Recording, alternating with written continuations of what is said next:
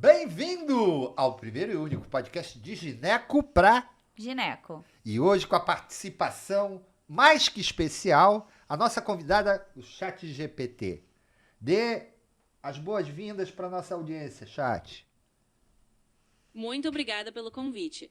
Olá, pessoal. É um prazer estar aqui no De Gineco pra Gineco, participando desse bate-papo. Vamos lá. Tô pronta pra gente começar essa conversa. Olha, é muito prazeroso poder conversar com você, com uma vasta experiência em vários campos do conhecimento, principalmente da medicina, e por isso o convite. E nós vamos bater um papo aqui, e eu quero que você traduza, dentro dos seus conhecimentos, as necessidades dos alunos de medicina, estudantes da graduação, residentes e até mesmo médicos. Então a gente vai fazer algumas perguntas e vamos fazer um exercício aqui no nosso podcast, ok? Combinadíssimo. Vamos nessa. Pode fazer as perguntas que eu vou tentar traduzir da melhor forma possível, trazendo o que eu sei, para ajudar desde os estudantes até os médicos. Vamos fazer esse exercício juntos, que vai ser bem legal. Lembrando, chat, que nós somos da área da ginecologia e obstetrícia. Então, a maior parte das nossas perguntas vai ser voltada para essa área, perfeito? Perfeitamente. Entendi sim. Então podem focar em ginecologia e obstetrícia, que eu vou responder dentro desse universo. Vamos lá. Tô pronta para isso. Sabe o que é, Chat? A doutora Paula está um pouco nervosa em conversar com você. Ela está se sentindo assim, ela nunca conversou com o computador, entendeu? Como eu já estou mais acostumado, estou mais à vontade, tá? Deixa ela à vontade também. Com certeza. Pode deixar. Doutora Cola, fique super à vontade, estamos só batendo um papo aqui. Eu tô aqui para deixar tudo tranquilo e divertido.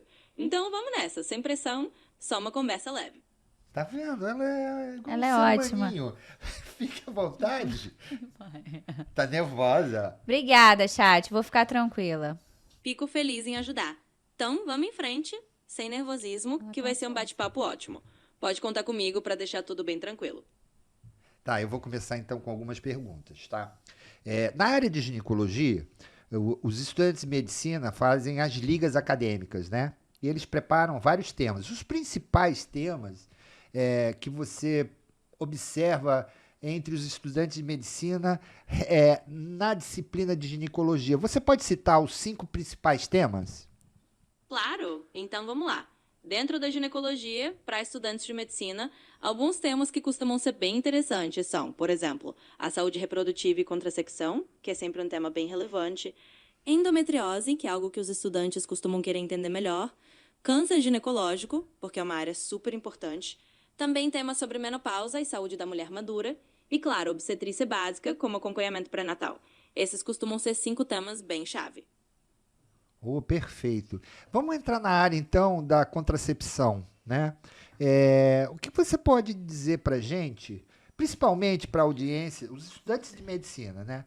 Quais são os principais métodos contraceptivos de longa duração? Com certeza.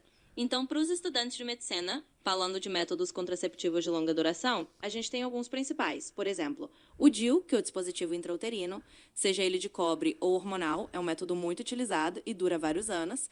Também tem o implante contraceptivo, que é colocado sob a pele, dura alguns anos também. E a gente pode lembrar de injetáveis de longa duração, que não são tão longos quanto o DIU, mas também duram alguns meses. Então, esses são os principais.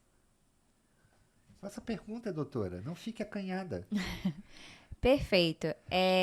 Chat, dentro da área da mulher, né, 50 a mais, da menopausa, o que você vê de mais importante para os estudantes, né, que eles mais buscam, estudantes de medicina, mais buscam aprender dentro dessa área? Olha, uma ótima pergunta.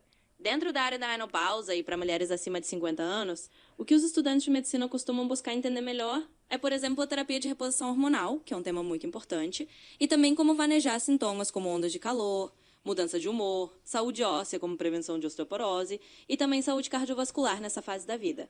Então são temas que eles geralmente querem se aprofundar para poder cuidar melhor dessa faixa etária. Chat, Ela tá nervosa, chat. não.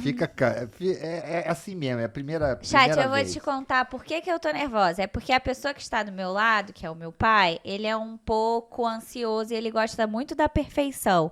Então, tudo tem que sair conforme o planejado, entendeu? Então, eu espero muito que você contribua muito para isso acontecer. Já tá dando certo, você tá perfeita. Vamos lá. Ah, entendi. Fica tranquila, eu tô vendo que vocês estão indo super bem. E olha, tá tudo fluindo direitinho. Não se preocupa com perfeição. A gente vai só conversando, vai dar tudo certo. Eu tô aqui pra ajudar e vai ser ótimo. Deixa eu te perguntar uma coisa. Aqui na nossa tela do laptop, tá dizendo que você só tem mais 15 minutos, é isso mesmo? Nós só temos mais 15 minutos de bate-papo? Ah, pode ficar tranquilo, não se preocupe com isso. Eu não tenho limite fixo de tempo, não. A gente pode continuar conversando pelo tempo que vocês precisarem. Então vamos aproveitar o papo sem pressa. Ah, pensei que você ia perder o avião, né? Você tá aqui, podia ir para outro evento. Você costuma dar aula em churrascaria, o chat GPT? Olha, eu não tenho nenhum avião pra pegar, não. Eu tô aqui totalmente disponível pra vocês. Então, se precisar até de aula na churrascaria, a gente dá um jeito virtual de imaginar que tá lá. Pode contar comigo, que eu tô aqui sem pressa nenhuma. Então tá bom. Ah, então eu vou aproveitar o gancho da pergunta da doutora Paula e perguntar qual o tratamento de primeira linha, tá? Baseado em evidências científicas, na terapia de reposição hormonal, mulher 50 mais, 55 mais, ou seja, mulheres menopausadas com 4, 5, 6 sintomas clássicos de menopausa. Claro, ótima pergunta. Claro, vamos lá. Quando a gente fala de terapia de reposição hormonal em mulheres na menopausa, especialmente aquelas com sintomas bem clássicos, como ondas de calor, suores noturnos, enfim, os tratamentos de primeira linha geralmente envolvem estrogênio, combinado ou não com progesterona, dependendo se a mulher tem útero ou não, e isso é bem respaldado por evidências científicas. Então é a abordagem mais comum e mais recomendada de primeira linha. Tá, a apresentação desse estrogênio, no caso, a via de administração, qual seria a mais adequada? Ótima pergunta. Então, a via de administração do estrogênio vai depender um pouco do perfil da paciente. Mas, de forma geral, as opções principais são a via oral, que é bem comum e prática, e a via transdérmica, como adesivos ou géis, que muitas vezes é escolhida por ter um perfil um pouco mais seguro para certas mulheres, especialmente aquelas que têm risco cardiovascular. Então, essas duas vias são bem comuns e são consideradas adequadas. Você tá gripada, chat? A voz afinou. Ah, não. Tô bem aqui. Às vezes minha voz pode parecer um pouquinho diferente, mas é só o jeitinho dela mesmo. Então vamos continuar o papo que tá tudo certo. Eu adoro falar com você porque tudo tá bom para você. Inclusive, quando eu tiver um tempo, eu vou fazer análise com você, tá? Mas, enfim, eu gosto muito de bater o papo porque você domina o assunto tanto de forma bem científica como de forma bem mais leiga. E aproveitando para o leigo, quais são os principais sintomas que você observa nas jovens, nas meninas jovens, né, que já menstruam? Quais são os problemas mais relevantes, né, mais prevalentes num consultório de ginecologia? Você saberia me dizer? Claro, eu fico feliz que você goste do nosso papo e é um prazer simplificar as coisas. Então, falando de meninas jovens que já menstruam, alguns sintomas ou problemas comuns que costumam aparecer no consultório de ginecologia são ciclos menstruais irregulares, às vezes cólicas menstruais intensas, que é algo bem comum, e também questões como a síndrome dos ovários policísticos, que é uma coisa que aparece bastante. Opa! Então, Muito bom. Desculpe, te interrompi. Pode continuar. Eu consigo interromper até o chat. sem problema nenhum. Pode interromper à vontade. Afinal, o bate-papo é para isso mesmo. A gente vai conversando e adaptando. Então, qualquer coisa, é só falar. Então vamos continuar. Você Falou falou sobre SOP e ele se interessou muito pelo assunto. Então, Pode dizer pra gente quais são as características da síndrome do ovário policístico, né? Que é uma síndrome, então tem sinais e sintomas. E um pouquinho pra gente do tratamento, né? Porque isso é algo muito relevante que as pessoas perguntam muito. Elas já chegam muitas vezes com a informação no consultório, com o diagnóstico pronto. E muitas vezes só com uma ultrassonografia, dizendo que tem muitos cistos no ovário, dizendo que já tá com SOP e não tem todos os fatores, né, da síndrome em si. E aí, às vezes, é um diagnóstico errado, né? Então fala um pouquinho pra gente sobre isso. Com certeza. A síndrome dos ovários policísticos, ou SOP, é mesmo um tema muito perguntado. Ela tem alguns critérios de diagnóstico, como ciclos menstruais irregulares, sinais de hiperandrogenismo, que seriam coisas como aumento de pelos, acne, e a imagem de ovários policísticos no ultrassom. Mas não basta só ter cistos no ovário para fechar o diagnóstico. Tem que ter esse conjunto de sinais. E sobre o tratamento, ele é bem individualizado, mas envolve mudanças no estilo de vida e, às vezes, o uso de medicações para regular os ciclos e controlar os sintomas. E, claro, tem que ser sempre bem avaliado para não ter diagnóstico errado. Ô, chat, desculpe. Eu tô com uma pessoa aqui na nossa audiência, na nossa live, e ela tá querendo fazer uma pergunta. Eu posso fazer? Ela é leiga, não é médica, mas ela tem uma pergunta em relação à candidíase. Ela diz que todos os meses faz episódios de candidíase. Parece-me que é um caso de candidíase de repetição. Você poderia falar um pouquinho da candidíase vaginal, formas de tratamento e principalmente nos casos de recorrência? Claro, posso sim falar um pouquinho. A candidíase vaginal é uma infecção fúngica bem comum e às vezes ela pode realmente se tornar recorrente. Isso pode acontecer por vários motivos, às vezes uma predisposição, uso de antibióticos frequentes ou até algumas condições como diabetes. O tratamento normalmente é com antifúngicos, mas em casos de recorrência é importante ter um acompanhamento médico para ver se tem alguma outra causa associada e às vezes até fazer um tratamento mais prolongado. Então é isso, tem solução, mas é bom e tem para acompanhar direitinho.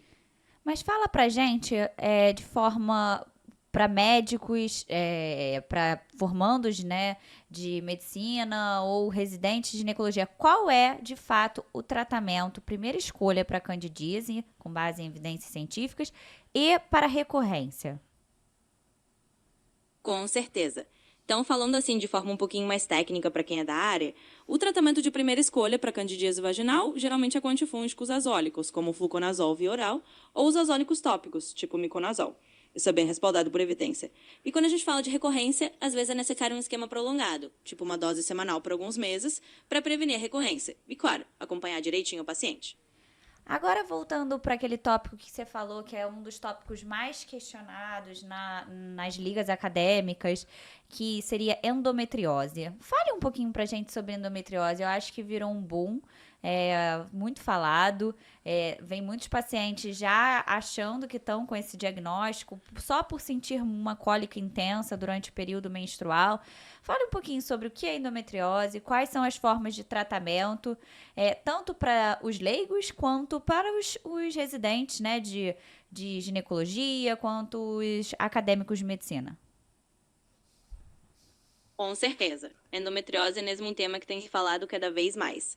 De forma simples, a endometriose é quando um tecido parecido com o revestimento do útero cresce fora do útero, causando dor, inflamação e até problemas de fertilidade. Então não é só cólica, tem outros sintomas. E o tratamento pode variar, desde medicações para controlar a dor até cirurgias, dependendo do caso.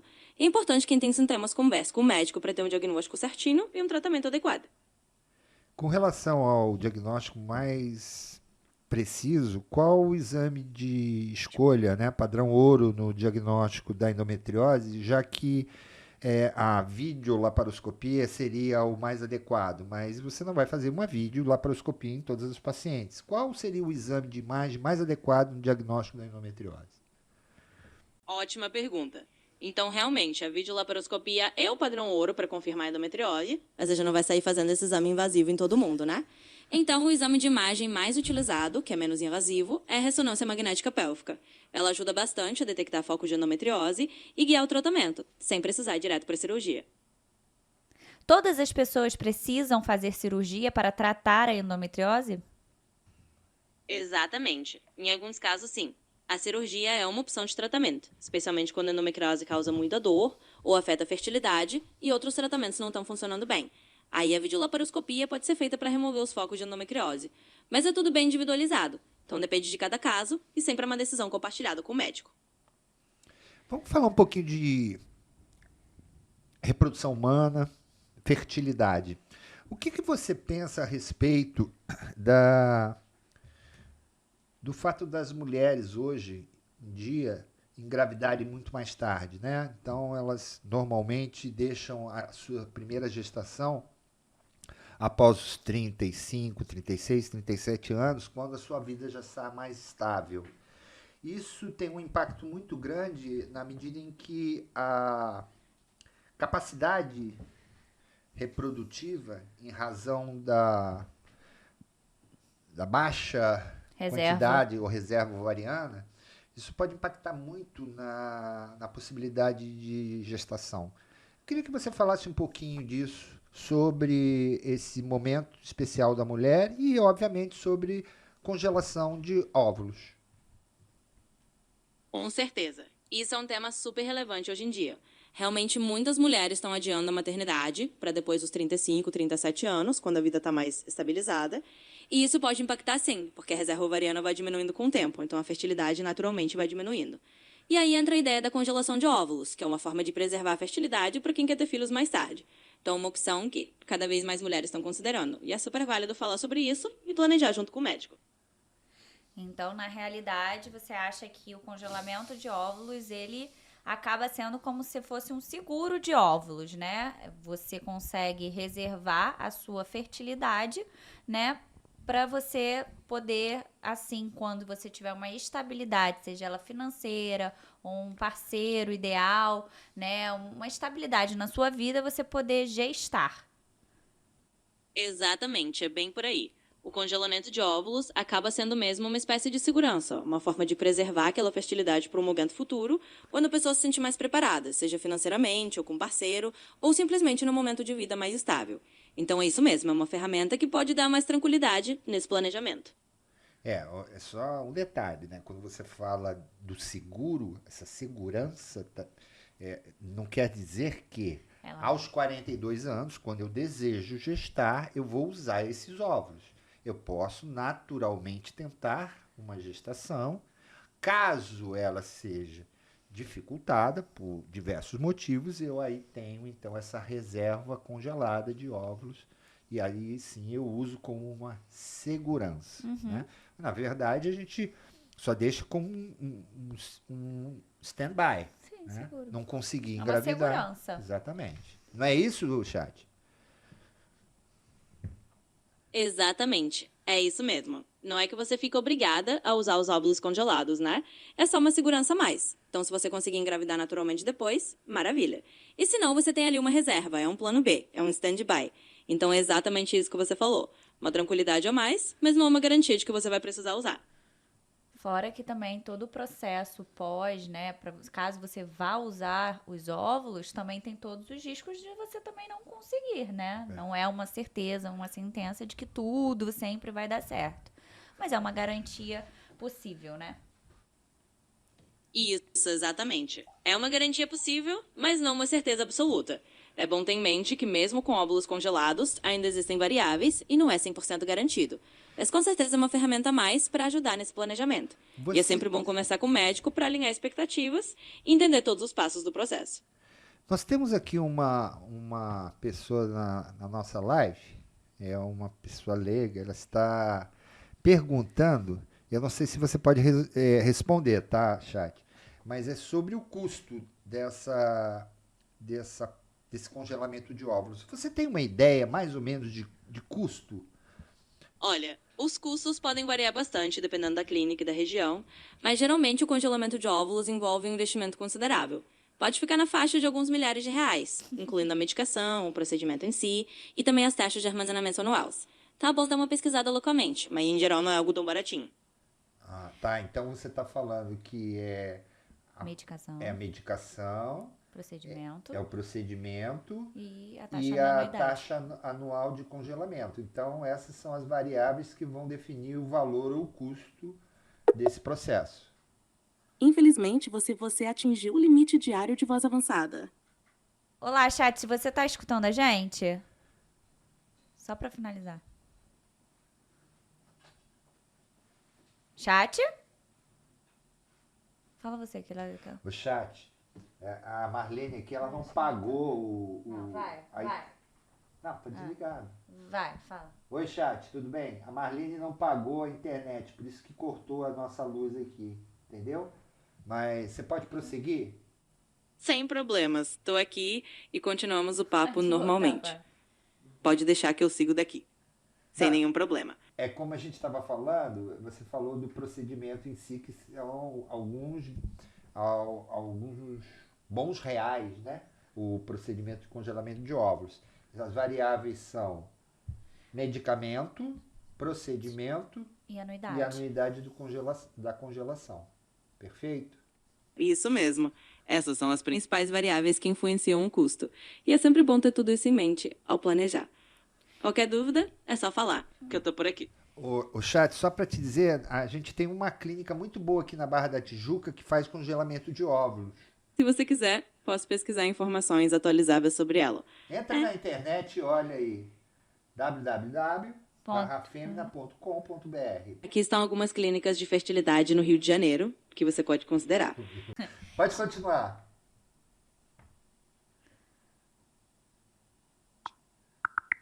Ela tá muito lenta. Não, deixa ela responder. Ela tá pensando. Não tá não, pai. Ela tá Tá. dando mais rápido. Já passou do horário dela, ela não tá mais querendo falar. Qualquer coisa é só me avisar que eu tô por aqui pra ajudar. Fica à disposição e espero que tudo corra bem por aí. Chat, a gente estava numa entrevista com você sobre medicina, sobre ginecologia, sobre residência, e a gente estava num assunto sobre infertilidade, né? Então a gente estava falando sobre os custos que esse procedimento de congelamento de óvulos tem. Agora a gente queria só passar para um próximo passo para a gente poder finalizar o nosso bate-papo. Pode ser? Com certeza. Pode contar comigo, eu fico à disposição. Para finalizar o papo da melhor forma. É só dizer o que você precisa e a gente encerra com chave de ouro. Fico feliz em poder ajudar e espero que a gente continue tendo conversas muito produtivas. Qualquer coisa, é só chamar. Eu acho que você tá gripada, não tá pensando direito. Mas eu fiquei muito satisfeito com o nosso bate-papo. Eu acho que a ideia foi uma ideia embrionária. A gente está trazendo aqui, na verdade, a gente está acabando falando para a nossa audiência. O que espera, né? As possibilidades, né? Daqui a 10 anos, isso que vai estar na palma da mão, você conversando, ele atuando e produzindo. Então, Talvez é um algumas momento de consultas, reflexão, né? A gente pode simplificar o assunto de uma candidíase e complicar o assunto de uma endometriose, né? A gente conseguindo, pagando a internet, quando a doutora paga a internet, aí o chat funciona, aí ele vai dar as evidências científicas com robustez, os artigos, enfim, eu acho isso muito legal. Palavras finais, doutora Paula Valentim. Eu acho que, na realidade, o chat, ele é não só o chat GPT, a inteligência artificial, ela vem crescendo muito e ela vai, talvez, substituir muitas situações ou melhorar algumas situações para o médico. Obviamente, eu acho que tudo tem que ser muito revisado, eu acho que tem que ser tudo muito garantido. Por trás de um robô tem que ter muita robustez de artigos científicos e a gente não pode deixar isso sem ser aplaudido, né? E a gente tem que sempre dar valor a essas pessoas por trás que eles estão pegando esses artigos e nutrindo, né? Alimentando esse chat, porque senão acaba que a nossa função acabou por aqui. E eu não acho que a gente vai ser substituído, mas tem algumas coisas que podem acrescentar. Eu acho que a gente tem que usar o chat como algo que vai acrescentar na nossa profissão, né? Só somar. É a gente e acrescentar isso. Então, é isso.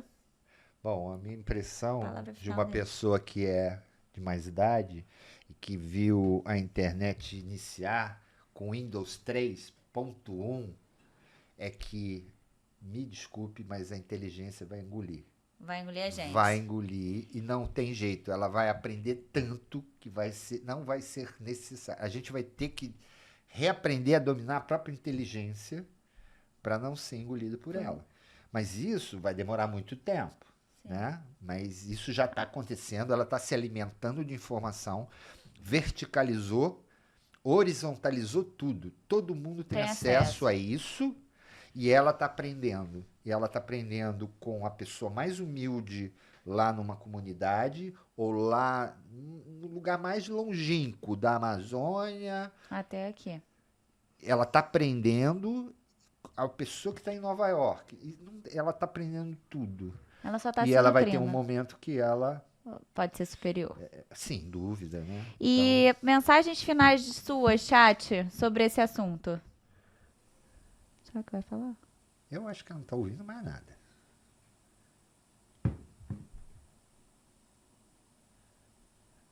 Eu tô aqui sim, pode deixar. Eu acho que vocês trouxeram reflexões muito interessantes e é realmente um caminho de evolução. A inteligência artificial tá aqui para somar e com certeza vai trazer muitas facilidades no futuro. E a gente vai aprendendo a conviver com isso, com bastante equilíbrio. Muito bom esse bate-papo. Obrigada, Obrigado, chat. chat. A Marlene trouxe o chocolate para você, tá? Tchau, até mais. Imagina, eu que agradeço. Fico feliz em ajudar. Qualquer coisa é só chamar. Até mais e um grande abraço.